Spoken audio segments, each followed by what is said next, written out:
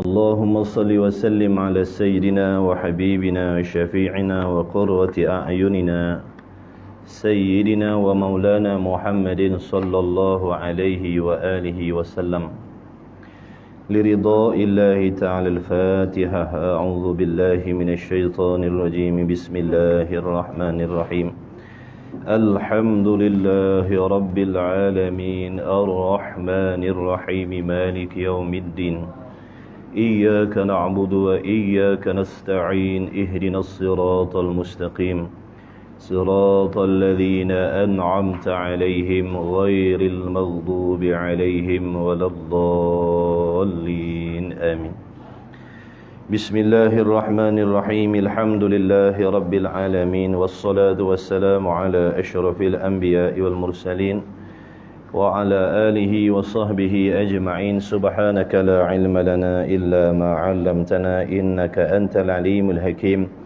اللهم افتح علينا حكمتك وانشر علينا من خزائن رحمتك يا أرحم الراحمين. ربنا زدنا علما وفهما يا كاشف المشكلات. اكشف الحجب عن وجوه هذه المعاني حتى نطلع على خفيات هذه المسائل واحفظنا من الخطأ والضلال. فأنت موفق كل أمر وأنت علم الغيوب برحمتك يا أرحم الراحمين. وهب لنا يا وهاب علما وحكمة وللرزق يا رزاق كلنا مسهلا. وبالخير يا فتح فافتح لنا. وبالهدى وبالعلم كلنا يا عليم فضلا. اللهم علمنا ما جهلنا وذكرنا ما نسينا. اللهم اجعل أعمالنا خالصة لوجهك الكريم. وصلى الله على سيدنا محمد النبي الأمي وعلى آله وصحبه وبارك وسلم. والحمد لله رب العالمين. آمين يا رب العالمين. أما بعد. Assalamualaikum warahmatullahi wabarakatuh.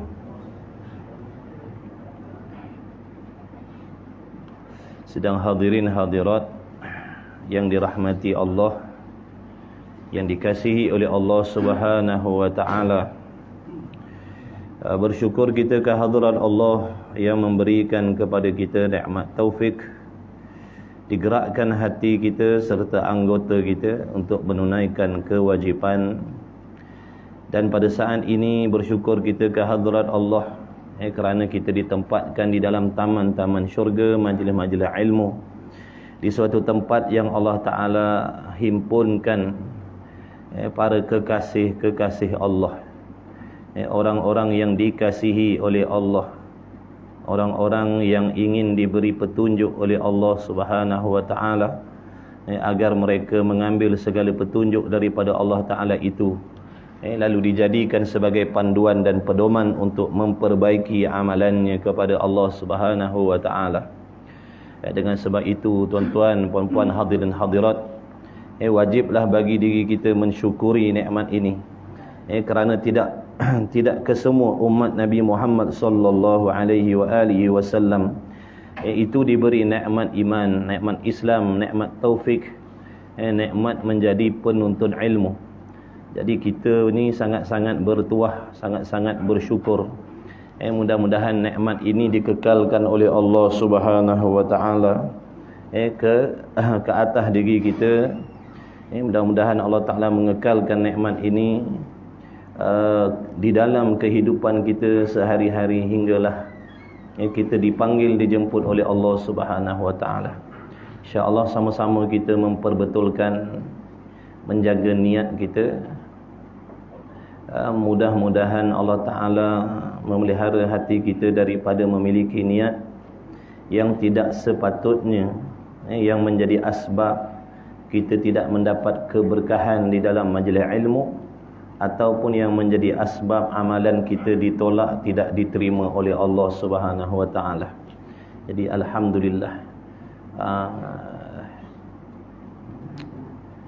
Sambungan kitab Munyatul Musalli. Jadi saya terima kasihlah kepada ahli jawatan kuasa surau kerana jadi panggil saya. Mana dia ke? Tak nampak ke pun. Sebab hari tu testing baru.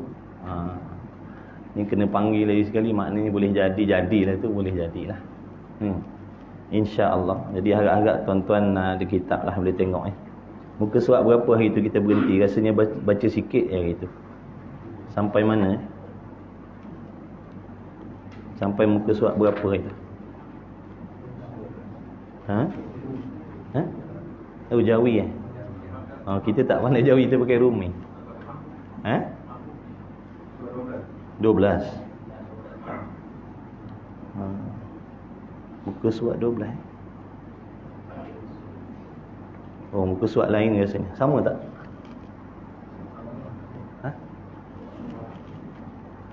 Muka surat 12. Perenggan berapa?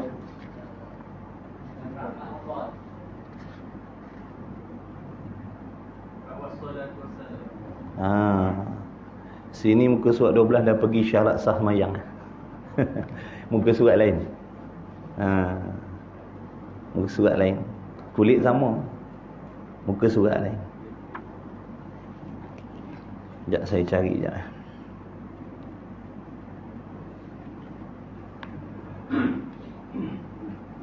Wa mahalluha. Boleh jumpa dah mana? Kat mana? Wassalatu wassalam. Baik. Muka surat 2 tadi. Surat 2. Kitab saya muka surat 2. Kitab saya muka surat 2. Jadi ada yang edisi baru ni muka surat 2 dan ada yang muka surat 12.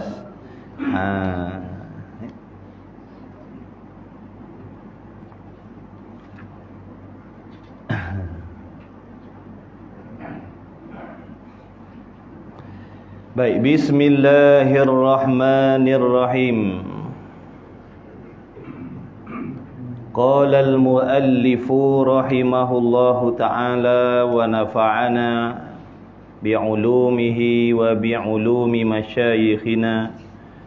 Amin ya rabbal alamin. Kata musannif, wassalatu wassalamu ala sayyidina Muhammadin.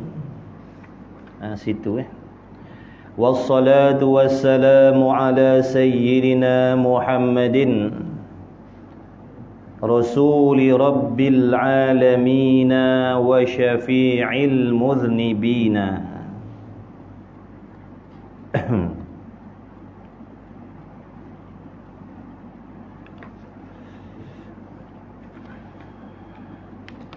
Dan rahmat Allah, yakni dan bermula rahmat Allah subhanahu wa ta'ala, dan salamnya salam Allah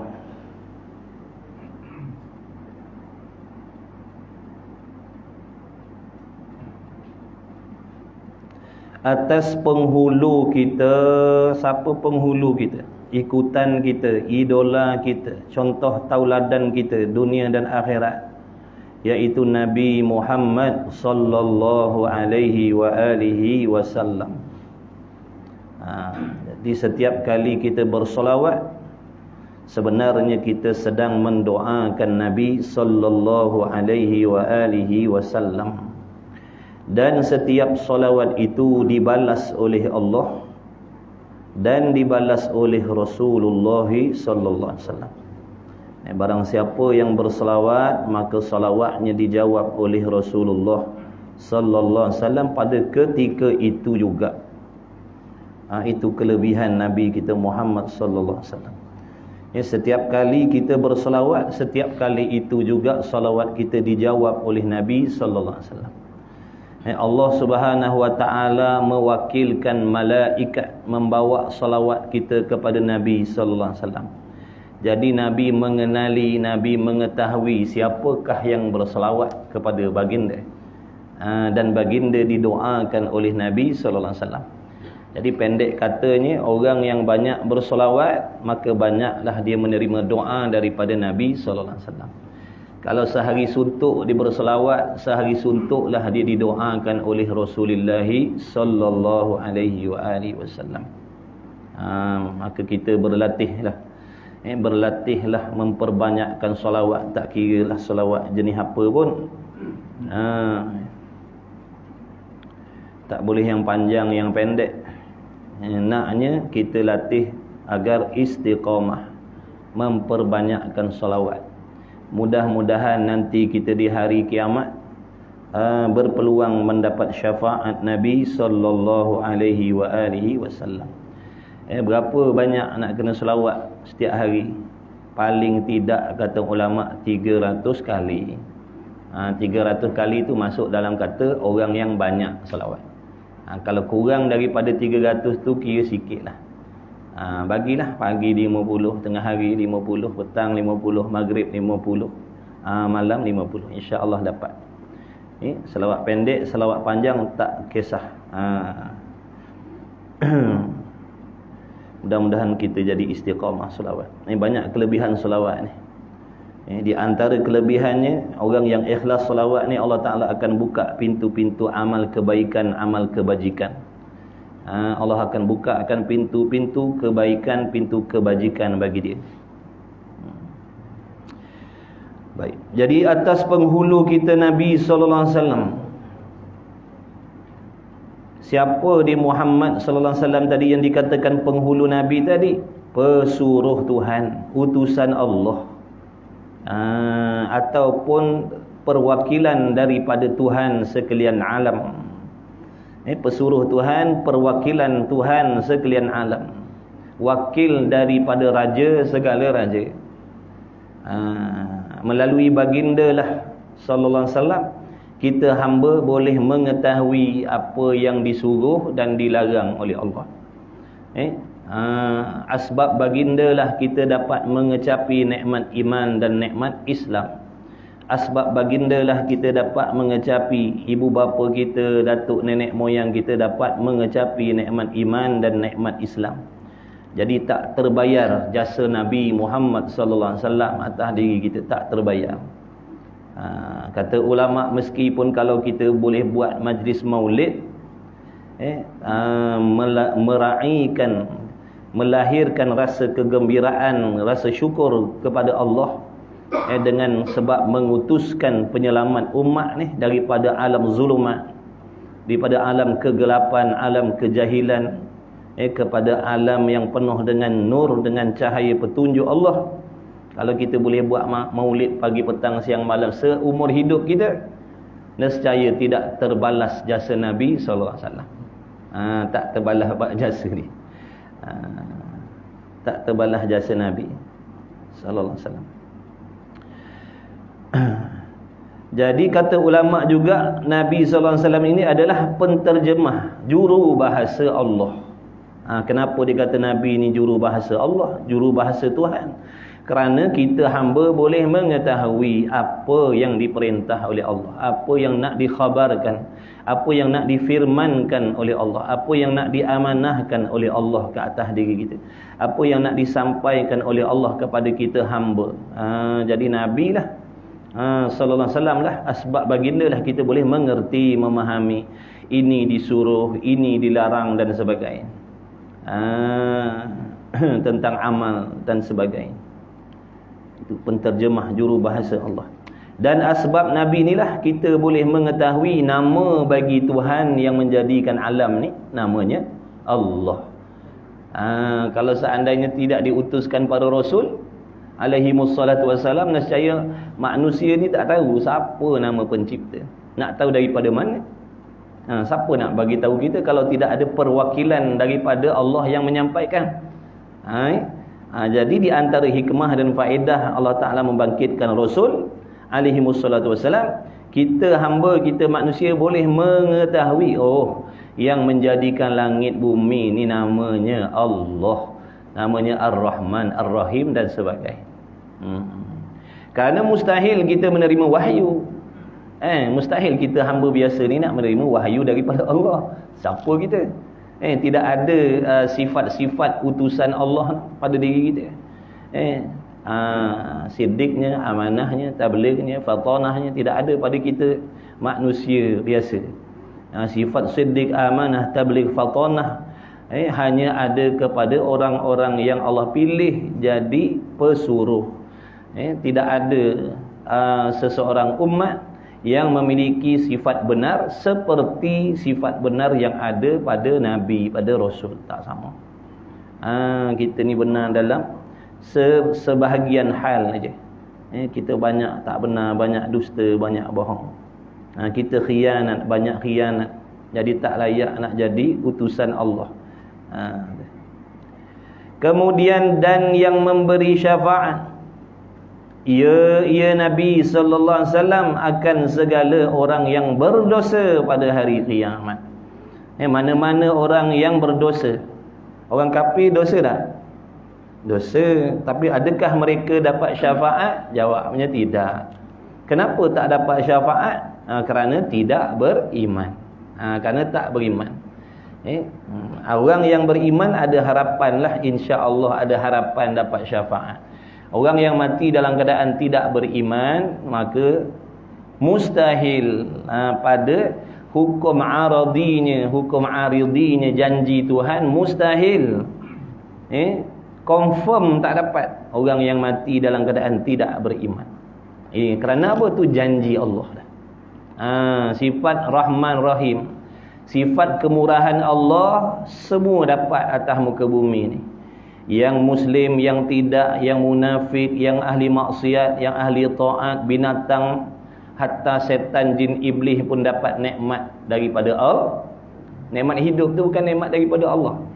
Setan, iblis hidup tu bukan diberi oleh Allah. Jadi atas dunia ni Allah Ta'ala memberi rahmatnya. Semua dapat tumpang. Allahumma salli ala sayyidina Muhammad, sifat kemurahan Allah tu semua dapat rasa. Semua dapat rasa. Ada pun Ar-Rahim, kasih sayang Allah hanya khusus untuk orang mukmin sahaja di hari kiamat besok.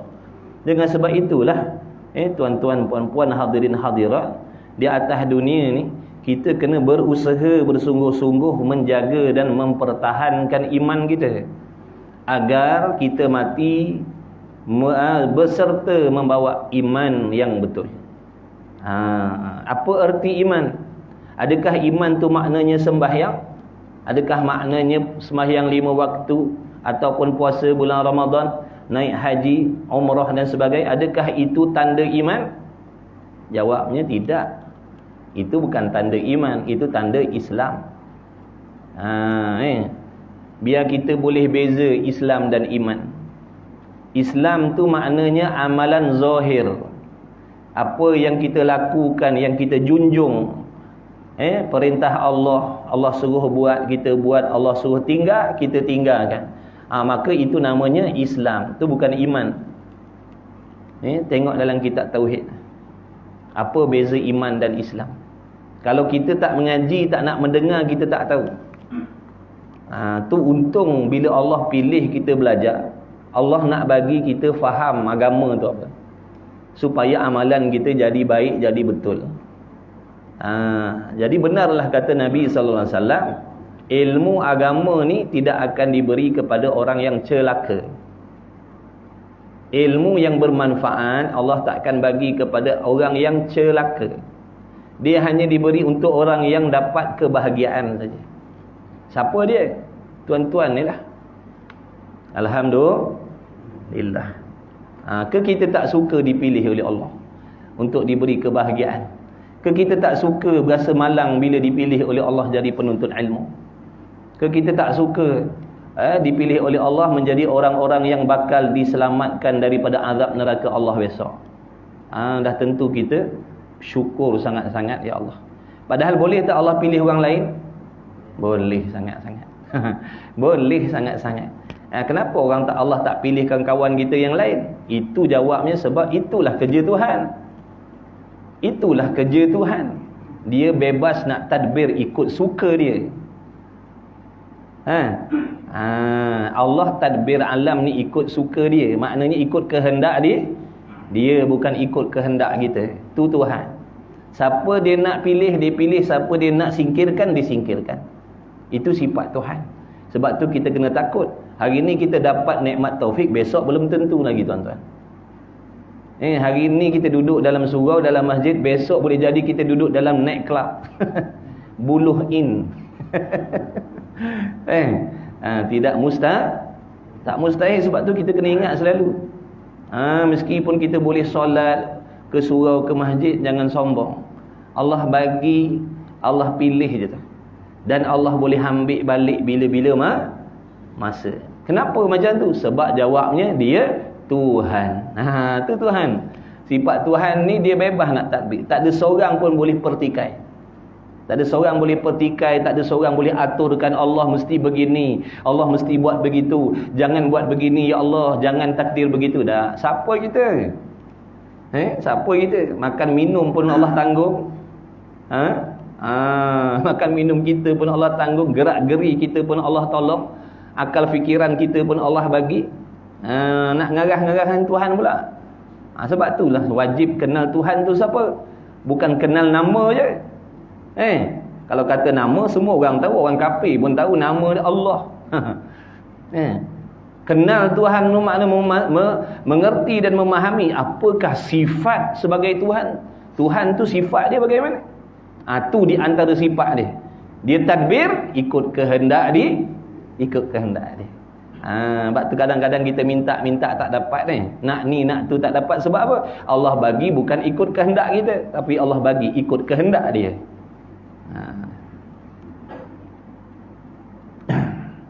Jadi bila Tuhan sifat dia macam tu, kita sepatutnya kena takut. Takut ya Allah. Takut ya Allah. Dia kata kau tarik balik nikmat taufik ni, tak semayang bang lah aku. Tak kesuruh ke masjid lah aku. Kalau kau tarik nikmat iman ni, mati kafir lah aku ya Allah. Kena takut tu. Imam Ghazali pesan dah. Kena takut dalam hati, rosak akidah. Kena ada rasa takut dalam hati Allah tarik nikmat taufik. Sebab taufik ni bukan milik kita, tapi milik Allah. Allah Maha Kuasa nak bagi kepada siapa yang dia kehendak. Allah Maha Kuasa nak tarik balik kepada siapa yang dia kehendak. Sebab tu kita kena jaga-jaga selalu. Jangan sombong. Jangan sombong. Baik, tu Islam tadi. Sembahyang, puasa, zakat, haji, umrah, tutup aurat, tu namanya Islam. Maksud Islam amalan zahir. Amalan yang boleh dilihat oleh mata dan perkataan yang boleh didengar dengan telinga, tu namanya Islam. Adapun iman, pegangan kepercayaan yang betul di dalam hati terhadap Allah. Tu iman. Akidah, pegangan dan kepercayaan yang betul di dalam hati terhadap Allah, terhadap Rasul, terhadap Quran, hari kiamat, qada qadar, tu nama iman. Jadi kita kena pastikan dua-dua ni ada pada diri kita. Jangan mentang-mentang kita semayang, kita menyangkakan kita dah beriman. Belum pasti lagi. Berapa ramai orang yang solat akidahnya salah. Maksudnya orang macam tu macam mana kedudukan dia? Orang yang macam tu Islam di atas dunia, balik akhirat Allah himpunkan dengan kafir-kafir. Na'udzubillah. Maknanya di atas dunia ni dia bukan orang beriman. Walaupun zahirnya sembahyang, puasa, haji, umrah. Kenapa tu? Amalan zahirnya dia buat. Allah suruh solat, dia solat. Tiba-tiba pegangan di dalam hati terhadap Allah tu salah. Dia solat 5 waktu tapi dia ragu-ragu dengan Tuhan. Ya ke Tuhan tu ada? Kadang berasa macam ada, kadang berasa macam tak ada, kadang rasa macam Tuhan tu tahu, kadang-kadang rasa macam Tuhan tu tak tahu, macam Tuhan tu tak faham, macam Tuhan tu tak reti. Kadang-kadang Tuhan tu macam zalim pula. Na'udzubillah. Ni tadi dah. Maknanya kalau begitulah pegangan di dalam hatinya terhadap Allah, maknanya imannya tidak sah walaupun zahirnya sembahyang. Sebab tu ulama kata mari mengaji, mari mendengar. Jangan jadi syok sendiri. Meskipun kita ni lahir di kalangan emak bapak yang Islam, belum tentu kita faham Islam tu apa. Meskipun kita lahir di kalangan ibu bapa yang beriman, belum tentu kita faham iman tu apa. Jadi mengaji ya, mengaji belajar sungguh-sungguh. Waktu cari duit, waktu tunaikan tanggungjawab kepada anak bini, itu tanggungjawab lain, itu kewajipan lain. Menuntut ilmu, kewajipan lain. Bila sebut kewajipan, tak boleh pilih-pilih. Yang boleh pilih ni amalan yang sunan, itu boleh pilih. Yang wajib tak boleh pilih. Pun banyak yang tak faham tu. Takut tak pergi kerja, takut tak cari nafkah nanti dosa, tapi tak takut pula meninggalkan ilmu fardu ain. Padahal hukumnya sama wajib. Orang yang faham, dia akan bagi waktu. Waktu menunaikan kewajipan solat bagian. Waktu pergi cari ilmu fardu ain sekian. Itu makna dia faham. Tapi kalau orang tak faham, dia macam tadi ya. Dia cari nafkah. Sebab apa cari nafkah? Wajib, kata dia. Betul lah. Dah kenapa tak menuntut ilmu fardu ain? Menuntut ilmu fardu ain tu juga hukumnya apa perbezaan wajib solat dengan wajib menuntut ilmu fardu ain? Apa beza? Adakah meninggalkan kewajipan solat diazab? Meninggalkan kewajipan menuntut ilmu tidak diazab? Macam tu kan? Apa maksud wajib? Perkara yang disuruh oleh Allah sebagai suruhan yang mu'tamad. Barang siapa yang menunaikan diberi pahala, barang siapa yang meninggalkan diazab oleh Allah. Dah. Tapi ramai di antara orang kita tak faham. Sebab tu mereka berasa selesa dengan mencari nafkah pagi, petang, siang, malam dan meninggalkan majlis ilmu, sedangkan dirinya belum lepas. Kalau dah lepas tak ada masalah. Tauhidnya lepas dah, tasawufnya lepas dah, fiqh lepas dah, Qurannya lepas dah. Bereslah, tak nak mengaji pun tak ada masalah sebab lepas dah. Ni masalahnya banyak yang tak lepas. Berapa ramai orang baca dalam hati waktu solat? Berapa ramai orang takbiratul ihram tak dengar suara pada telinga? Tapi tuan empunya diri berasa sah mayang dah. Kumat kami suara tak keluar. Ada yang baca dalam hati, ada yang macam bunyi itik angsa. Sah ke baca macam tu? Tak sah. Tapi tuan empunya diri tak tahu. Syok sendiri. Dia dah solat macam tu puluh tahun dah. Puluh tahun solat baca dalam hati, puluh tahun solat baca tak dengar suara. Inilah tadi akibat daripada sombong, tak nak belajar. Adakah Allah akan maafkan kita? Dah. Sebab kejahilan yang disengajakan tu. Itu namanya kejahilan yang disengajakan. Bukan dia tak tahu, tak pandai sebab dia baru masuk Islam. Bukan. Dia dah duduk dalam Islam berbelas tahun, berpuluh tahun, tapi dia meninggalkan ilmu yang fardu. Sebab tu panggil fardu ain. Fardu ain ni makna ilmu yang tak boleh dilengah-lengahkan. Fardu, wajib. Sepatutnya fardu ain ni sebelum balik dah beres dah. Bab solat ni sebelum akil balik sepatut kita pandai reti dah. Tapi oleh kerana sikap kita memandangkan ilmu fardu ain ni tidak perlu, tak penting. Yang pentingnya ilmu dunia. Daripada sekolah rendah, sekolah menengah, tak cukup dengan tu masuk kolej, masuk universiti pula. Berapa tahun tu? Tapi fardu ain tak peduli. Nampak tak? Akibat dia apa? Amal kita salah dan tak diterima oleh Allah. Siapa rugi? Kita rugi.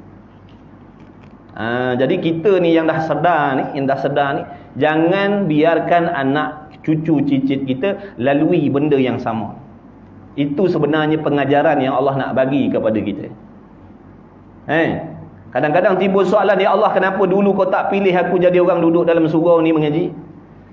Kenapa dah waktu umur macam ni baru kau panggil jemput duduk dalam majlis ilmu?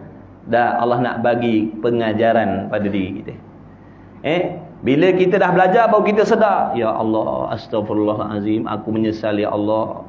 Bila aku tahu hukumnya begini, amalan aku banyak rosak, banyak salah ya Allah. Maknanya itu pengalaman yang sangat memberi kesan dalam hidup kita.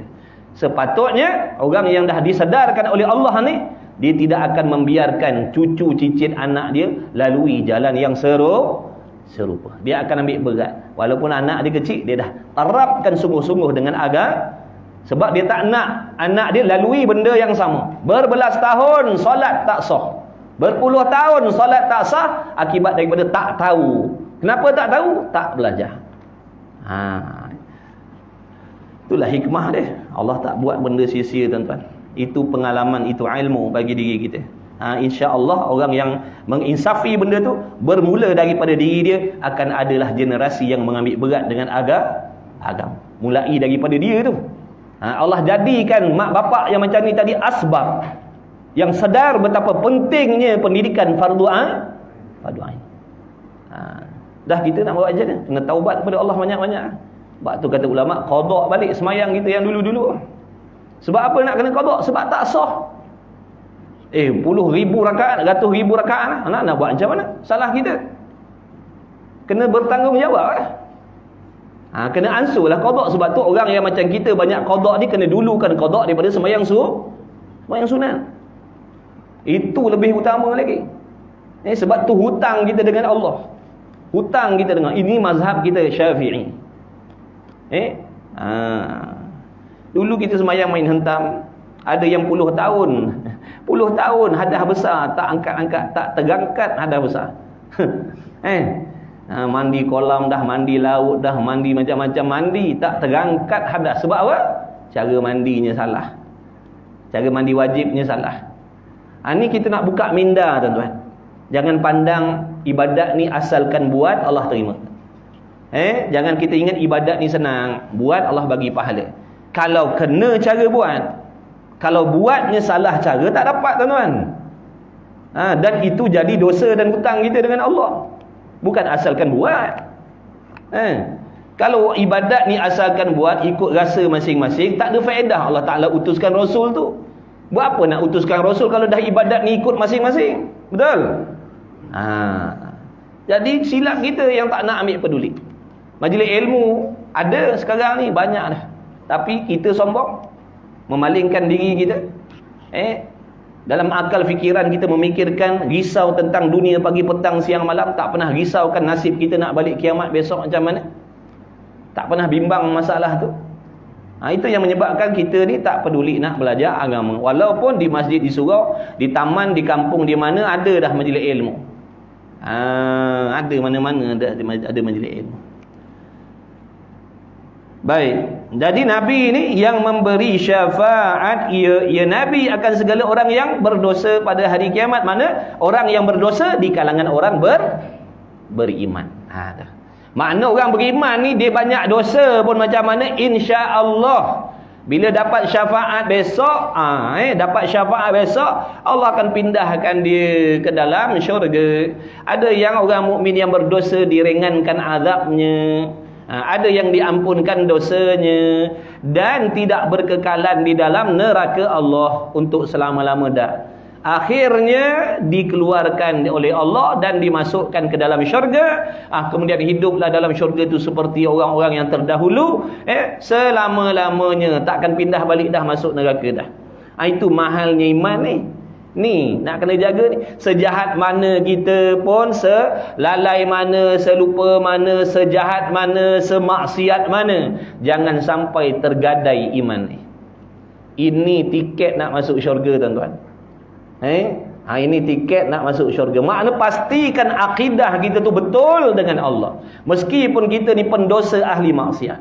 Jangan sampai kita ni jadi orang yang maksiat serta rosak akidah dengan Allah. Ini tak dapat nak tolong. Ini tak dapat nak tolong dah. Orang yang mati dalam keadaan akidahnya salah, kekal dalam neraka selama-lama. Itu janji Allah. Itu janji Allah. Waktu hidup ni lah nak jaga iman. Jangan semata-mata tadah tangan lepas sembahyang minta Allahumma ahyina bil iman. Ya Allah, hidupkanlah aku dengan iman. Apa maksudnya? Hidupkan aku ni dengan iman maksudnya, ya Allah, kau hidupkanlah aku ni dalam keadaan aku memiliki akidah yang betul terhadap engkau, ya Allah. Adakah boleh semata-mata dengan minta macam tu tak usaha? Mana kita nak tahu? Bagaimana kita nak membezakan akidah yang betul dan akidah yang salah? Macam mana kita nak bezakan kalau kita tak belajar? Macam tuan-tuan belajar Quran. Macam mana nak membezakan bacaan yang betul dengan bacaan yang salah kalau kita tak belajar Quran? Yang kita nampak perbezaan betul dan salah ni bila kita belajar. Oh, dulu aku baca begini. Bila dah belajar, oh tak boleh baca begitu. Maka kita tinggalkan cara bacaan yang salah. Kita dah mula membaca dengan cara yang betul. Itu kalau ilmu Qurannya. Akidah ni pun begitu. Kalau kita tak nak belajar akidah, macam mana kita nak membezakan fahaman yang betul dan fahaman yang salah? Akidah yang betul dan akidah yang salah. Macam mana kita nak tolak yang salah, nak ambil yang betul? Kalau kita sendiri pun tak nak belajar ilmu akidah. Cuba kita jawab. Macam mana nak beza? Kalau tak ada ilmu, tak belajar akidah, macam mana nak beza? Ini benda besar iman, tuan-tuan. Salah pegangan tak beriman. Walaupun solat sampai lebam dahi, walaupun pergi haji tiap tahun, tetap tak beriman. Zahir je lah. Ini yang perlu dirisaukan. Bila ada dalam hati kita risau, insya-Allah daripada perasaan risau tu yang akan mendorong diri kita nak pergi cari ilmu, nak belajar. Sebab takut silap. takut salah. Maka belajarlah sementara ada. Kat surau ni ada belajar ilmu akidah. Baguslah, alhamdulillah. Ngaji sungguh-sungguh. Ngaji dengan penuh kesungguhan. Jangan ngaji santai-santai. Jangan buat ngaji ni majlis sambil-sambil dah. Mengaji bukan sambil, tuan-tuan. Sebab disangkut paut dengan ibadat. Allah jadikan kita atas dunia ni bukan untuk sambil-sambil beribadat dah. Allah jadikan kita, Allah hidupkan kita atas muka bumi ni bukan untuk menikmati kesedapan, keindahan, kenikmatan dunia sambil-sambil tu beribadat dah. Beribadat sambil-sambil tu ambil nikmat. Tapi kita dah pusing kan. Tujuan utama hidup cari kesenangan, cari kemewahan, cari keseronokan, sambil-sambil tu ibadatlah. Jadi nombor 2 pula. Perasan tak ada? Ibadat ni jadi sambilan. Mencari kesenangan tu jadi keutamaan. Perasan ke tak perasan? Orang yang perasan ibadat tu utama. Itulah hikmah kita dihidupkan oleh Allah atas dunia ni. Itulah hikmah kita dijagakan daripada tidur malam tadi. Tujuannya supaya beribadat. Di samping tu barulah ambil nikmat-nikmat yang Allah bagi atas dunia ni. Ambil kaya sikit, ambil senang sikit, ambil seronok sikit. Nombor 1 ibadat. Tapi bila kita pusing kan, ibadat ni jadi sambil. Ni yang benda yang sangkut paut dengan ibadat pun dengan sendiri jadi sambil. Ada sambil-sambil, nanti ada masa datanglah belajar. Ada masa, nanti ada masa lapang, datanglah belajar. Kan sambil tu. Orang yang faham ibadat ni nombor 1, majlis ilmu ni bukan sambil. Dia ada jadual dia. Malam ni aku belajar tauhid, malam besok aku belajar aqidah, fiqh, malam lusa aku belajar tasawuf, malam hujung minggu belajar Quran. Ini baru kata dia faham. Ini bukan sambil ni. Dia dah ada jadual tetap pengajian untuk diri dia. Untuk anak bini dia, ada dah jadual tetap. Yang jadi sambil tadi tu, nanti ada masa lapang datanglah. Ada masa lapang datanglah. Tu sebab surau masjid lapang je. Masjid surau lah lapang. Solat Jumaat ramai. Majlis ilmu lapang. Kang azan ramai balik. Perasan tak tuan-tuan? Tak perasan? Mungkin sini tak berlaku ke? Banyaknya masjid surau macam tu. Bila solat, masing-masing nakkan pahala 27. 3, 4, 5 saf. Lepas solat ada kuliah nak belajar. Tok guru nak ngajar cara mandi wajib. Semua berderu lari keluar. Tinggal 3 orang ni. Yang lari tadi tu belum pandai mandi wajib lagi. Tapi sombong tak nak belajar. Mana-mana berlaku macam tu lah. Sebab tu di sini kita boleh faham menuntut ilmu tu lebih sukar daripada beribadat. Ada orang boleh bangun tahajud tapi tak boleh duduk dalam majlis ilmu, tuan-tuan. Boleh tahajud tapi menuntut ilmu tak boleh. Allahu akbar.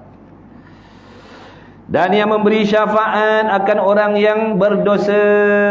Orang yang berdosa nanti dapat syafaat lah kalau diizin oleh Allah. Nabi dah bagi clue dah. Orang yang paling banyak bersolawat, dialah yang paling diutamakan mendapat syafaat. Tak kira lelaki, tak kira perempuan, dia banyak bersolawat, ribu-ribu satu hari. InsyaAllah dialah di antara orang-orang yang akan diutamakan mendapat pertolongan daripada Nabi SAW. Kalau nak harap amal kita tak payahlah. Amal kita ni banyak rosak, banyak salah. Dah buat malam tadi, dah tahajud ni, dah kuliah subuh, kan tengah hari kita ngumpat orang. Buat-buat habis, buat-buat habis, buat-buat habis, buat-buat habis. Na'udzubillah min dzalik. Itulah cara kita beramal. Tak cerdik. Ibaratnya kalau buat rumah dah siap, runtuhkan balik. Lepas tu buat balik. Lepas tu dah siap, runtuhkan balik. Itulah gambaran dia, tuan-tuan. Semayang dah, puasa dah, mengaji dah, mengajar dah, ngumpat. Semayang dah, puasa dah, haji dah, bagai berdengki. Habislah. Tak ada apa, tuan-tuan. Cuma yang adanya perasaan, perasan aja yang ada. Perasan dah banyak amal. Rupa-rupanya amal tak diterima oleh Allah. Bukankah Nabi dah bagi tahu di antara benda-benda yang merosak akan membinasakan segala ibadat tu, penyakit hasad, dengki, mengumpat. Sebab tu orang nak beribadat ni kena ada jaga pantang, kena berpantang. Kalau nak pahala yang kita buat ni boleh bawa akhirat, kena jaga pantang. Apa pantang dia? Itulah tadi. Jangan mengumpat, jangan ujub, jangan takabur. Jangan. Kena pantang, kena tinggal terus. Kalau tak, habis pahala ibadat kita. Walaupun banyak kita buat. Wa ala alihi wa ashabihi wa itratihi at-tahirina salatan wa salaman daimaini ila yaumiddin. Dan atas keluarganya Nabi sallallahu alaihi wasallam. Mana doa yang sama, selamat dan kesejahteraan ke atas Nabi dan juga di atas keluarganya Nabi dan segala sahabatnya Nabi, doa yang sama juga. Dan segala ikutannya sahabat, orang panggil tabi'in ataupun tabi' daripada anak buahnya yang suci mereka itu, akan rahmat dan salamnya Allah yang berkekalan keduanya, rahmat dan salam tadi hingga hari kiamat. Itu doa dia. Mudah-mudahan Allah Ta'ala senantiasa mencucurkan rahmat dan kesejahteraan ke atas junjungan besar Nabi kita Muhammad SAW. Begitulah juga pada ahli keluarganya dan sahabatnya sampai kiamat. Sampai kiamat. Setiap saat, setiap detik, mudah-mudahan Allah sentiasa menambahkan, menaikkan darjat mereka. Itu maksud dia. Kemudian kata musannif lagi, wa ba'du, sampai ke apa hari ni? Silau. Baru 7 suku. Kita mula tadi 6.30 dah. Jadi habisnya 8.30. Tengok mood macam ni. Tengok kalau ramai tertunduk lelap kan, kita berhenti awal lah. Wa ba'du fa'lamu ya ma'asyiral muslimina waffaqana Allahu wa iyyakum wa alhamana rushdana wa a'adzana min syarri anfusina. Dan ada pun kemudian daripada itu, makna selepas daripada tuan pengarang kitab ni Syekh Daud memuji Allah ataupun memulakan karangan kitabnya dengan membaca basmalah, membaca bismillah kemudian memuji Allah dengan katanya alhamdulillah hingga akhir. Kemudian beliau bersolawat dan salam ke atas Nabi, keluarga Nabi dan sahabat Nabi. Selepas daripada itu, kemudian daripada itu, maka ketahui olehmu, ketahui oleh kamu. Siapa kamu ni? Hei segala orang yang muslimin, wahai sekalian orang yang beragama Islam, masuklah laki-laki perempuan, ketahui olehmu. Ndaklah kamu ambil tahu, maksudnya ndaklah kamu ambil tahu kerana mustahil tahu dengan tidak ambil tahu. Ndaklah kamu ambil tahu, ndaklah kamu tahu. Telah memberi faham akan kami dan akan kamu oleh Allah Subhanahu wa ta'ala. Itu doa daripada tuan pengarang kitab. Mudah-mudahan Allah Ta'ala memberi kami dan kamu, maksudnya orang yang mengaji kitab ni, yang mendengar kitab ni, yang membaca kitab ni, masuk dalam doa ni. Mudah-mudahan kamu tu diberi faham oleh Allah Subhanahu wa ta'ala. Kerana mustahil kita nak faham kalau tidak dibukakan pintu kepahaman. Kita belajar, kita mendengar, kita mikir, ni asbab je, usaha. Usahalah sekuat mana pun, kalau Allah tak beri faham, tak faham betul. Adakah usaha ikhtiar hamba boleh memberi sesuatu? Kata dah ngaji tauhid, boleh tak? Usaha ikhtiar kita boleh memberi sesuatu tak? Jawabnya tidak. Orang yang berpegang usaha ikhtiar boleh memberi kesan, itu bukan orang daripada kalangan ahli sunnah tu. Ahli sunnah wal jamaah, usaha ikhtiar tak boleh memberi sesuatu, tak boleh memberi kesan baik maupun kesan yang tidak baik. Tidak boleh memberi faedah dan tidak boleh memberi mudarat. Usaha ikhtiar hamba yang boleh memberi manfaat mudarat ni hanya kekuasaan Allah. Jadi sambil-sambil kita mengaji ni, hati kita kena ingat. Kena ingat, aku boleh faham ni Allah bagi.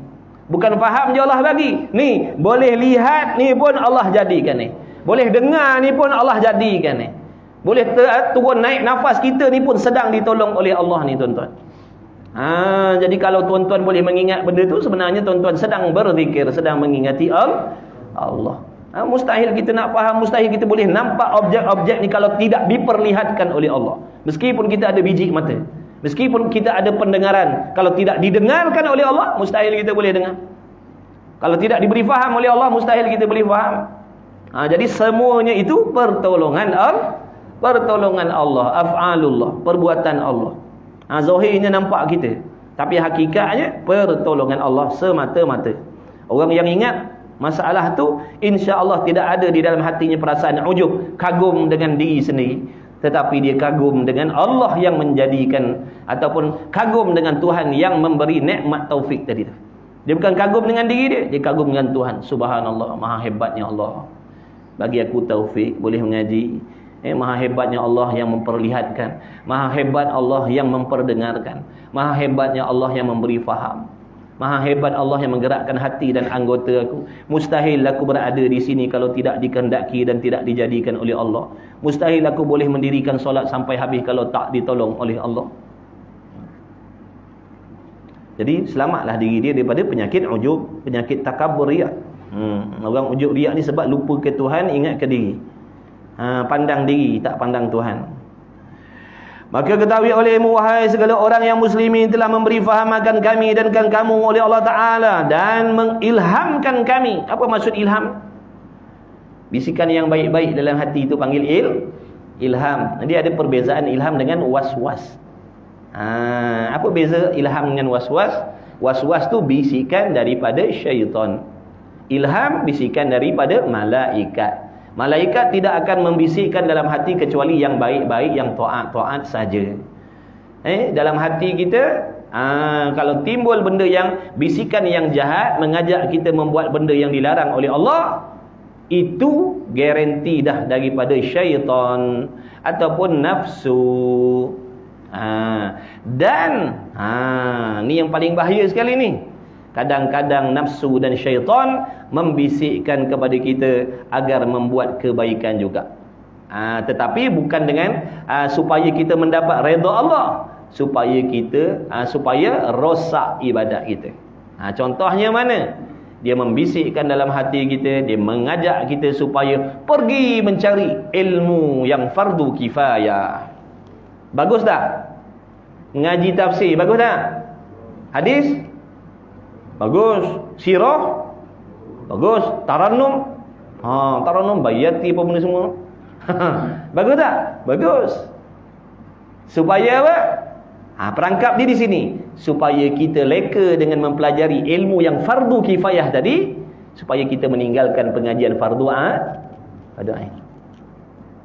Kita pun seronoklah kelek kitab tafsir, kelek kitab hadis, mengaji sirah dan sebagainya. Rupa-rupanya dia nak melekakan kita supaya jangan tahu benda yang penting-penting dalam ibadat. Ni ramai orang tak perasan tuan-tuan ni. Sebab dalam hati kita yang jahil tadi, okeylah, aku mengaji apa? Aku pergi kuliah apa? Kata tuan empunya diri. Apa salahnya? Apa silapnya? Aku bukan buat maksiat, bukan aku tak mengaji, aku mengaji. Malam Isnin tafsir, malam Selasa tafsir, malam Rabu hadis pula. Malam Khamis pula pergi dengar forum perdana ataupun ceramah umum. Nanti kan hujung minggu pula ngaji tarannum. Apa? Salah ke? Kalau sibuk dengan ilmu ni tadi dan meninggalkan fardu ain, itulah kata perangkap tadi. Ini yang kata ngaji tafsir tapi mandi wajib tak sah ni. Ngaji hadis, akidah pun tak tahu ni. Sebab apa? Sibuk ilmu yang cabang-cabang, yang pucuk-pucuk, yang ganting-ganting, padahal dia punya umbinya ditinggalkan. Faham tak? Faham tidak? Jadi kita tengok balik jadual kita pengajian. Tengok balik aturan jadual pengajian kita. Kita jangan ikut orang lain. Orang lain boleh jadi fardu ainnya dah beres. Kita ni tak kisahlah penghijrahan kita tu, penghijrahan kita ni waktu umur kita berapa, dia jadi seolah-olah macam baru balik tu. Ataupun belum balik, kena belajar fardu ain balik. Meskipun dia berubah umur dia 50, dia berubah umur 60, dia kena ngaji tajwid sebab nak betulkan bacaan Quran dia. Kenapa? Bacaan Quran ni bersangkut paut dengan sembah. Wajib baca Quran dengan betul di dalam solat. Maka mau tak mau dia kena ngaji tajwid.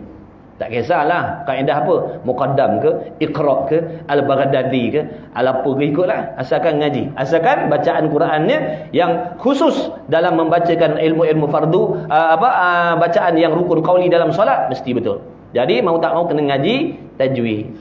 Walaupun umur dia dah 60 tahun. Tidak ada istilah malu nak belajar. Malu kalau tak belajar, bukan malu setan bisik lagi. Bila kita dah ubah nak belajar pula, setan kata malu lah. Nanti korang pergi ngadap kan Tok Guru Quran kan dihejek-hejek ni pula kita. Ada ke Tok Guru Quran hejek-hejek kita? Tak malu, dah tua baru nak ngaji. Ada macam tu? Mana ada Tok Guru Quran macam tu? Dia kata bagus, alhamdulillah mengaji bagus. Macam tu.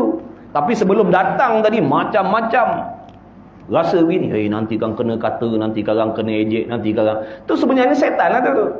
Kalau kita layan kan, termakan sampai bila-bila lah. Takkan datang menuntut ilmu. Dilayan, ditipu dengan perasaan-perasaan yang diwaswaskan oleh syaitan dalam hati tadi. Berapa ramai orang macam tu, nak belajar tapi dia tak mampu nak lawan bisikan macam tu. Dia rasa macam betul bisikan tu.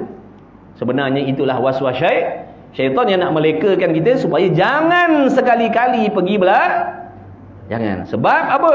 Dia kata kalau orang ni lepas duduk dalam majlis ilmu, habislah peluang aku nak merosakkan, nak menyesatkan. Habislah. Sebab orang yang duduk dalam majlis ilmu pasti akan dapat petunjuk daripada Allah. Ini yang setan dan nafsu tak nak ni. Sebab tu bila kata nak belajar, macam-macam halangan datang, lepas satu.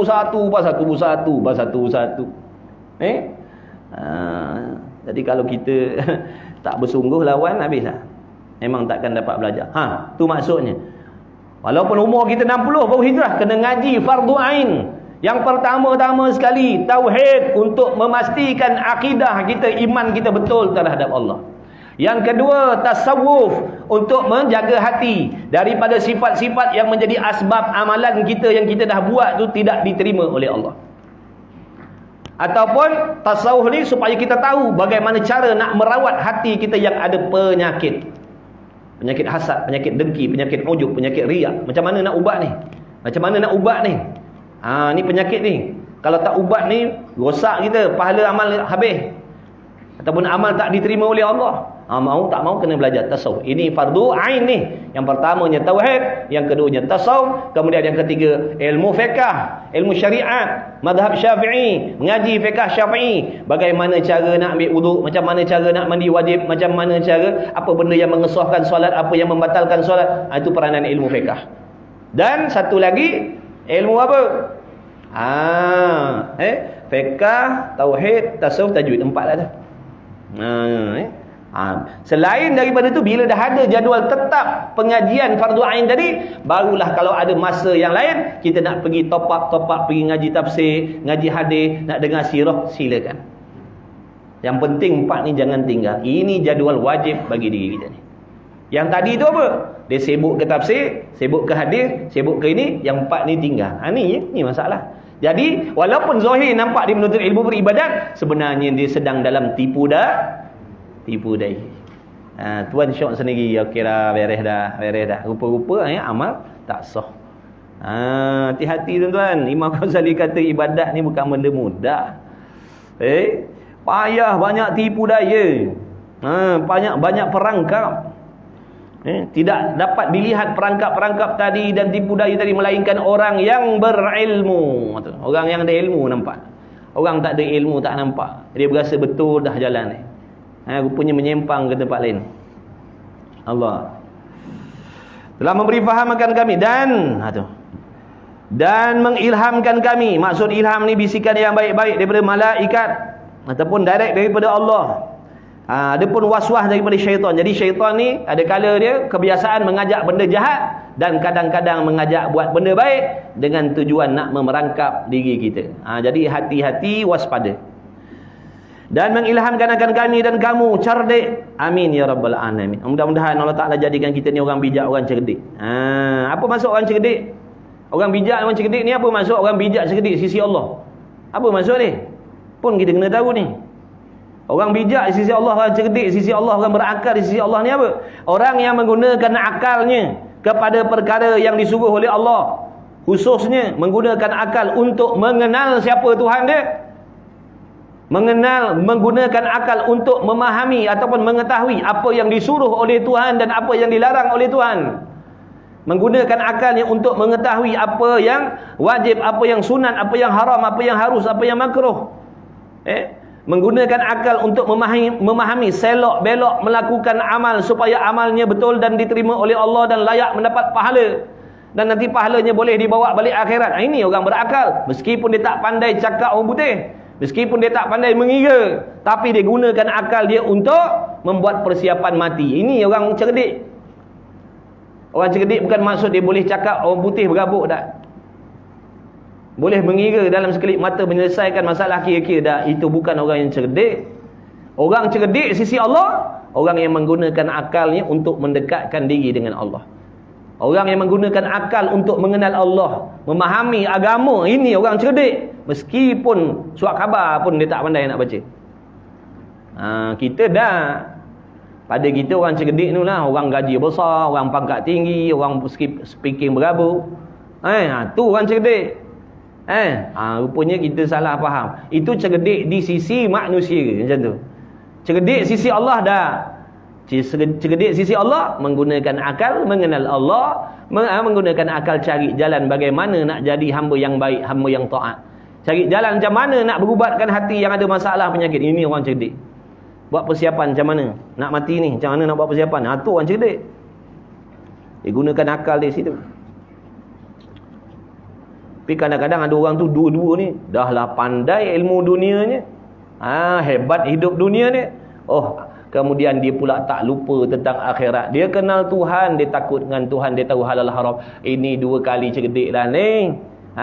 Di sisi makhluk pun dia cerdik, di sisi Allah pun dia cerdik juga ni. Untunglah. Kita dah tak pandai membaca, dah tak pandai mengira. Cakap orang putih pun tak pandai. Kemudian gunakan akal pagi petang siang malam mikir tentang dunia, pagi petang siang malam tak kenal Tuhan, tak kenal agama, tak kenal halal haram. Ni dua kali bala. Dua kali bala ni. Dah tak cerdik sisi manusia, tak cerdik juga sisi Allah ni. Dan kamu cerdik dan dilindungkan daripada kejahatan diri kita. Mudah-mudahan Allah lindung kita daripada kejahatan diri kita. Kita biasa minta Allah lindung daripada kejahatan orang lain, kejahatan musuh, kejahatan apa lagi, hantu setan, iblis, kejahatan apa lagi, binatang-binatang buas. Terlupa nak minta berlindung daripada kejahatan diri sendiri. Apa maksud kejahatan diri sendiri? Kejahatan nafsu. Nafsu inilah yang paling jahat sekali. Nafsu inilah yang paling jahat sekali, yang paling licik sekali nafsu lah. Kata ulama, 70 ekor setan menyamai dengan satu nafsu. Kita kata setan ni jahat ni. Rupa-rupanya nafsu tu lebih jahat daripada saya. Sian setan kena marah.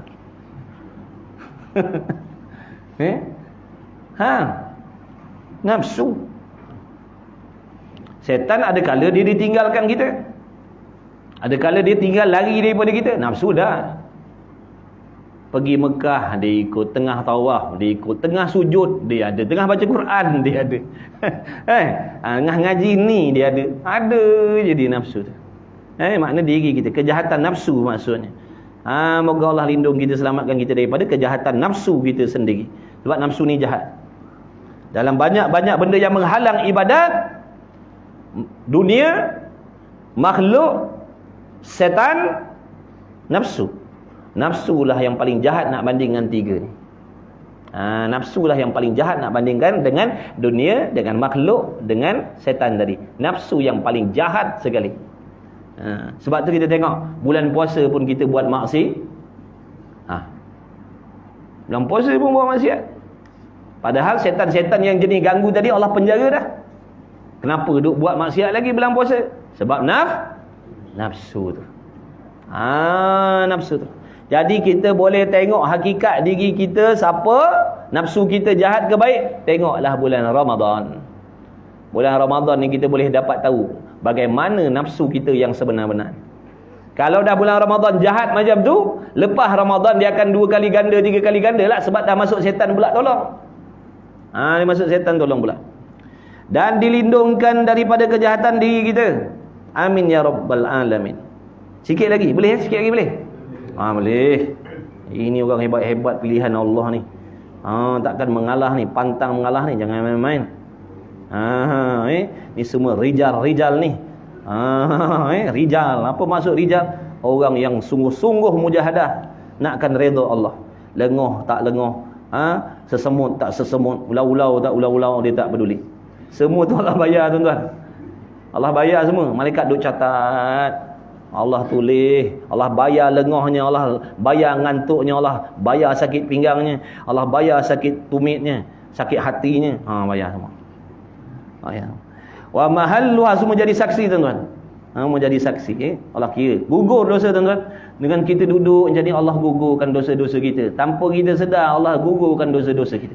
Nabi kata, orang yang duduk dalam majlis ilmu, orang yang menuntut ilmu tu adalah menjadi kafarah dosa-dosa dia. Gugur dosa. Gugur dosa.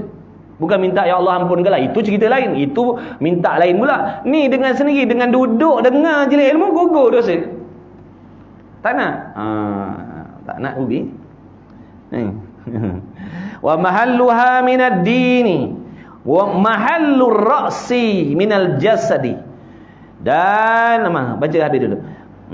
Fakama annahu la hayata liman la ra'sa lahu, fakadha la dina liman la salata lahu, kadha warada fil akhbar. Jadi tuan-tuan, kata kalau orang tanya belajar kitab apa subuh tadi, belajar bab solat, dah masuk rukun berapa dah?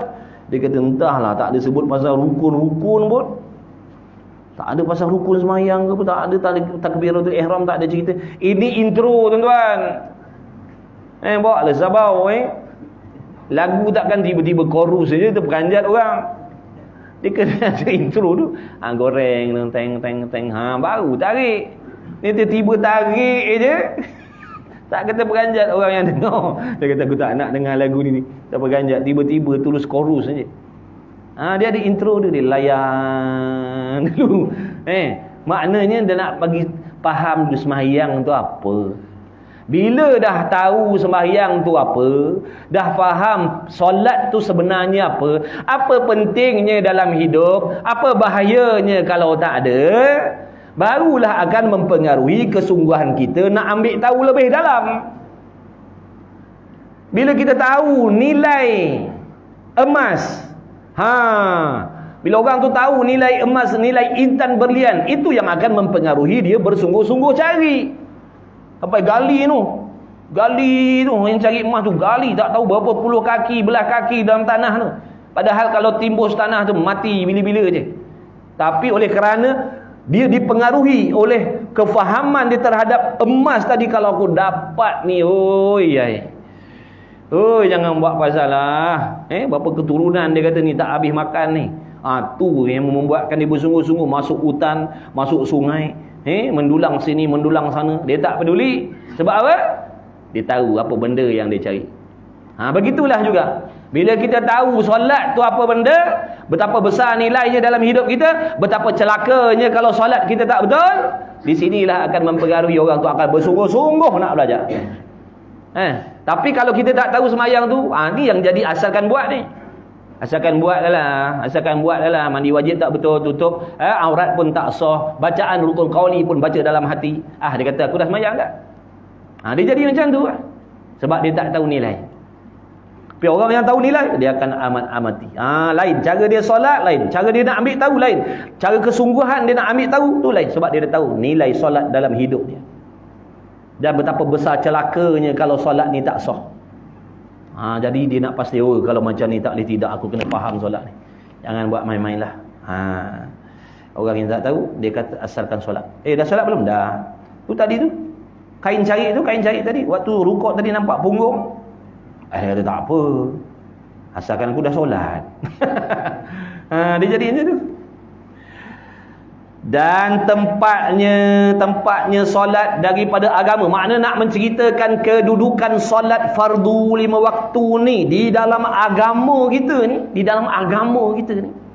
Kedudukan solat ni, solat 5 waktu ni seperti tempat kepala daripada tubuh. Ibaratnya macam tubuh badan kita ni, kepala kita ni, itulah sembahyang. Penting tak kepala? Tak penting? Buangkan kalau tak penting. Pentinglah kepala. Jadi digambarkan dalam agama, jadi agama tu ibaratnya macam tubuh lah, macam satu tubuh. Solat ni ibaratnya seperti kepala tu. Tubuh, kepala. Itulah solat. Jadi kita situ tahu dah. Pentingnya. Penting. Dan tempatnya solat daripada agama itu seperti tempat kepala daripada tubuh. Maka seperti bahawasanya tiada hidup bagi orang yang tiada kepala baginya orang. Pada adatnya boleh tak hidup orang tu kalau tak ada kepala? Ada orang kerubung ni hidup tak ada kepala? Tu penanggal kot boleh jadi. Kepala dicabut melayang di mana tak tahu. Ada tak kepala pergi melayang tempat lain? Maknanya ada kepala. Kalau tak ada kepala ni pada adatnya matilah. Dah? Maksud di sini faham, kalau tak solat, tak hiduplah agama yang ada dalam diri kita. Kalau tak solat, tak hiduplah agama dalam rumah tangga kita. Kalau tak solat, tak hiduplah agama dalam masyarakat kita. Tak solat ni ada dua makna. Yang pertama, memang tak solat. Yang kedua, solatnya tak betul dan tak sah. Ni 2 kali 5 ni, sepupu sepapak ni. Yang pertama memang tak solat langsung. Yang kedua, solat 5 waktu solat berjamaah sah pertama. Tapi solatnya tak sah. 2 kali 5. Dua-dua ni masuk dalam golongan orang tak sembahyang. Sebab yang 2 tadi buat tapi tak sah. Bila tak sah, makna dia belum tunaikan. Wajib menunaikan solat yang menggugurkan fardu. Tu maksud dia. Bila sembahyang zuhur, wajib sembahyang zuhur yang menggugurkan fardu zuhur hari itu. Sebab besok fardu zuhur yang lain dah. Bukan besok zuhur semalam dah. Besok zuhur besok, hari ni zuhur hari ni. Jadi sebelum masuk waktu asar, wajib mendirikan solat zuhur yang menggugurkan fardu zuhur hari ni.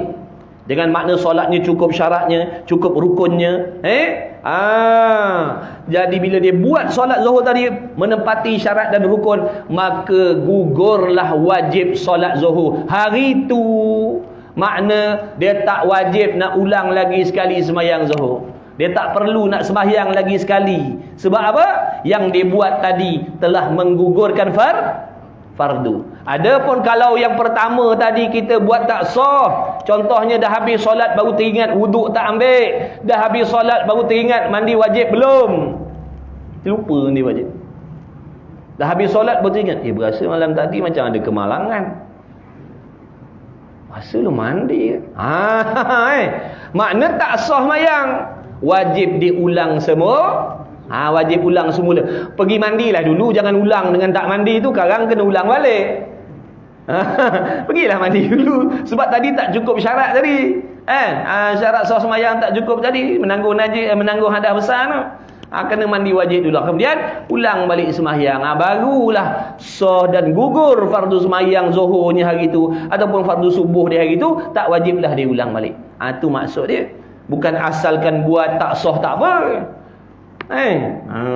Jadi orang yang dua tadi tak solat dan solat tapi tak sah, ibaratnya apa? Tak ada kepala lah bagi dia.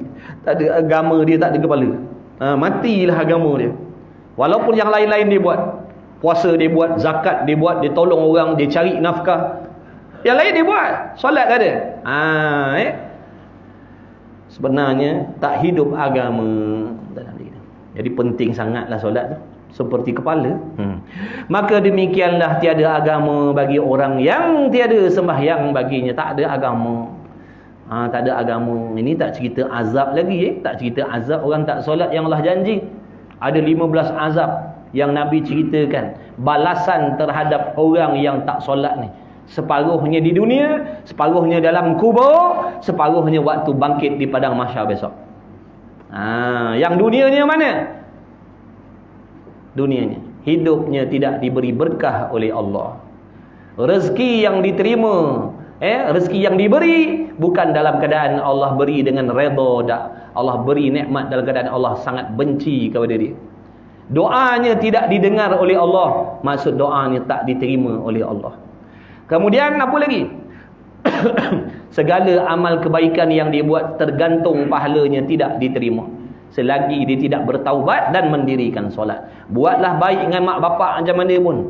Mak bapak disuapkan makannya, dimandikan, disiapkan, macam tu punya hebat khidmat daripada mak bapak, tapi dia tak solat, dia takkan dapat apa-apa daripada kebaikan yang dibuat dengan mak bapak dia.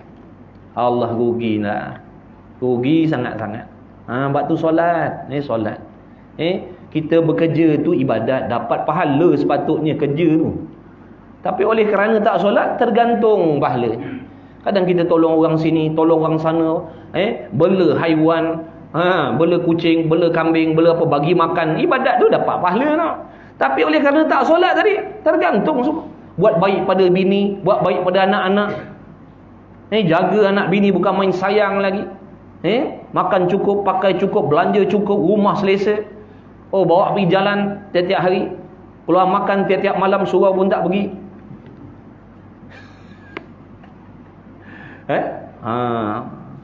Restoran jauh-jauh boleh pergi, surau dekat tak sampai-sampai.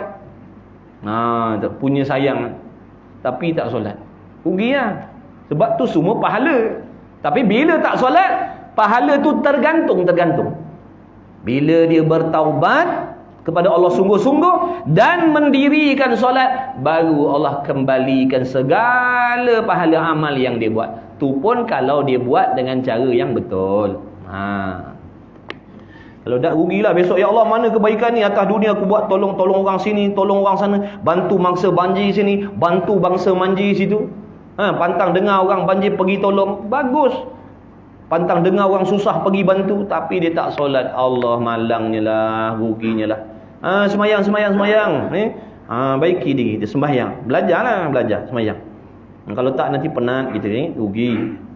Dan demikian lagi tiada agama bagi orang yang tiada sembahyang baginya, dan demikianlah telah datang pada beberapa hadis Nabi sallallahu alaihi wasallam, ja'alanallahu wa iyyakum minal muhafizina 'ala salatil muqimina laha al-khashi'ina fiha ad-daimina 'alaiha fabidzalika amara Allahu ibadahul mu'minin fi kitabihi wa bihi wasafahum faqala hafizu 'ala salawati was salatil wusta wa qumu lillahi qanitin.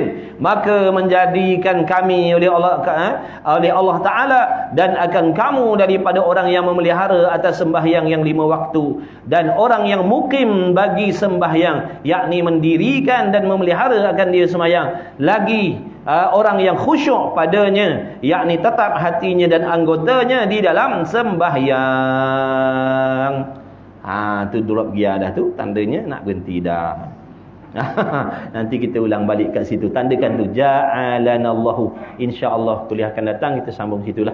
Mudah-mudahan dengan berkat majlis ilmu kita pada hari ini, pada pagi ini, mudah-mudahan Allah Subhanahu Wa Taala mengampunkan sekalian dosa-dosa kita, dosa ibu bapa kita, ibu bapa mertua kita, anak bini kita, sahabat andai kita, jiran tetangga kita, orang yang buat baik dengan kita, orang yang tak senang dengan kita pun masuk sekali lah. Mudah-mudahan semuanya diampunkan dosa oleh Allah, dijadikan orang yang bertakwa, dipanjangkan umur, dimurahkan rezeki yang halal, zahir batin, rohani dan jasmani, senantiasa dalam bimbingan Allah. Mudah-mudahan dilahirkan di kalangan kita anak-anak yang soleh, yang solehah, yang bertakwa. Mudah-mudahan kita semuanya dijadikan hamba-hamba yang bertakwa, yang dikabulkan segala doa, segala hajat yang tersurat, yang tersirat, moga dipermudahkan oleh Allah, yang diberi bala oleh Allah dengan sakit dan sebagainya. Mudah-mudahan Allah Ta'ala memberikan kesihatan, kesembuhan, serta hati yang sabar dan senantiasa bersangka baik dengan Allah Subhanahu Wa Ta'ala. InsyaAllah salah silap saya minta ampun, maaf banyak-banyak. La haula wala quwwata illa billahil aliyil azim. Moga ada rezeki kita jumpa lagi, dia akan datang insya-Allah. Terima kasihlah kepada pihak ahli jawatan kuasa surau. Bismillahirrahmanirrahim. Alhamdulillahi wassalatu wassalamu ala rasulillah. Allahumma rabbana fa'na bima 'allamtana, rabbana 'allimna alladhi yanfa'una, rabbana faqih ahlana wa qarabati lana fi dinina ma ahli qudri untha wa dzakar. Wa sallallahu ala sayyidina Muhammad walhamdulillahi rabbil alamin. Taqabbalallahu minni wa minkum. Na wa minkum taqabbal ya karim.